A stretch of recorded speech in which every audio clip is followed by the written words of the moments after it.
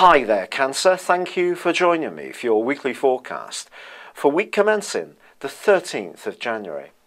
This week the focus continues on your sector of relationships, but with Mars clashing with Venus and Venus also continuing to retrograde for the whole of this week, I do feel if there's one relationship, it doesn't have to be of a personal, romantic kind. It can be with a friend or a colleague.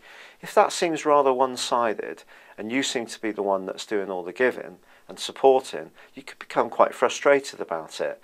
But equally, someone could become frustrated with you, so you need to stay attuned. Now, Mercury moved at the end of last week into your sector of resources, and it's going to give you an almost forensic ability in the next few weeks to drill down beneath the surface and get to grips with what situations really mean rather than what they appear to mean. So if you're reading information and you're thinking about shuffling around money or paying off debt or raising funds, then don't necessarily go for the most obvious solution. From the middle of this week, Uranus is really encouraging you to be quite open to new and much more novel ways of approaching things. So just stay attuned, keep your eyes skinned. And it's the same with your professional situation. Even if you've always fulfilled a particular role, something that's allied to what you do but not quite the same could actually turn out to be a breath of fresh air for you. So do stay open-minded.